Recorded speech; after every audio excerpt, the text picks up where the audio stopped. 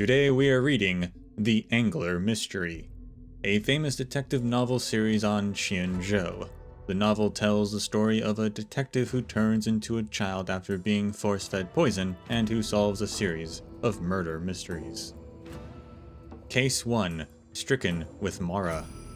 The angler shook his head in resignation, then said decisively, "Mr. Cheng Hong, you set a cruel trap that made Miss Yuanxia become stricken with Mara.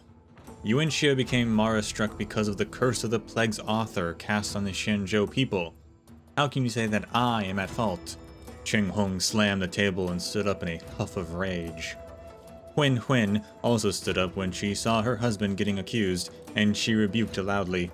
"My husband may not be the most virtuous person in town, but he's not one to hurt other people. Angler, did your brain shrink together with your stature? How dare you talk like this?" Seeing this, Ma Zhao stood up as well and glared at Huan as he replied, "If the angler is saying your husband did this, then he must have already found concrete evidence." Ma Zhao was a tall fellow, and his head almost reached the ceiling. Seeing this angry giant, Huan shut her mouth and quietly sat down again. However, as this affected his future, Cheng Hong had to steel himself and keep talking. "Dear angler, becoming Mara-struck is a natural event. I'm an artisan, and you were a healer before your incident, and we both have plenty of logic in us. I believe we can agree that humans can't affect such natural events." The angler waved his hand and signaled for Ma Zhao to sit down, then stared at Cheng Hong dismissively until the latter wore an unsettled expression. "You are correct," the angler began slowly. "But while you cannot control ionic storms, you can trick pilots to fly into one.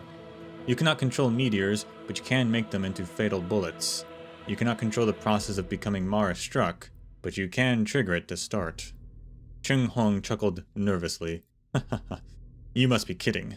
Making someone Mara-struck sounds like a secret that can only be known by the Ten Lords Commission. Your uncle, Cheng the Ninth, has his business in medical ingredients. These are the medicines you asked him to buy." The angler waved his hand, and Ma Zhao immediately spread out a flexible display he was holding. A goods order was displayed on it. The angler stood up while Ma Zhao respectfully kneeled on the ground and lifted the flexible display for the other man to read. Pointing to the words on the display, the angler explained, "You are a smart and well-educated man. However, it's a pity you didn't use your talents on the right things. You went to the Qianzhou Fenghu and obtained a prescription from the Fenghu Foxians.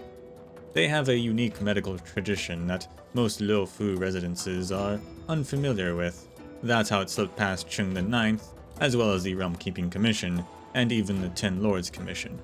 But it won't get past me." "What are you trying to say?"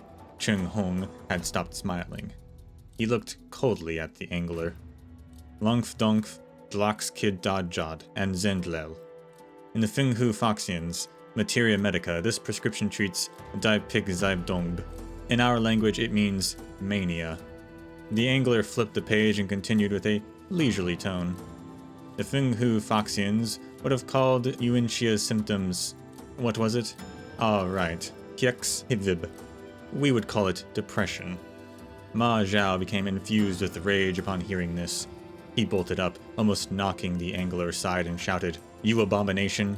Yuanxia took the medicine you gave her without question because she trusted you. Who would have thought that you gave her something to make her worse?" Cheng Hong rebutted in desperation. "Fine, angler. Even if I gave her the wrong medicine and made her depression worse, how would that have made her Mara-struck? Surely you understand the simple logic that correlation doesn't equal causation." The angler was undaunted by Cheng Hong's questions. Indeed, there has to be at least a few million depressed individuals on the Qianzhou. Most of them are living whole and hale, and have not become Mara-struck. What you did was not limited to making Yuanxia's symptoms worse. That was only your first step. What followed was the most important part of your plan. Your wife, Huan would go to Yuanxia's house a few times a week to drink tea and chat with her. You told Huan to move some items in Yuanxia's house with every visit, adding some things, stealing some things, secretly replying to her private correspondences, committing to work tasks without her knowing, and every time she felt puzzled, you two would pretend to be innocent and declare it had nothing to do with you. Yuanxia trusted you so much that she never even doubted you. Her life would become pure chaos. She didn't know where her old comb went, and she couldn't recall when she bought a new mirror. She didn't know when she made specific commitments, and also couldn't recall why she was suddenly so rude to her boss. Then, combined with your miracle medicine, Yuanxia became literally insane thanks to you. The saddest thing is that she never doubted the two of you even up to her last moments as a human. Indeed, who would have thought that someone as evil as you two could exist?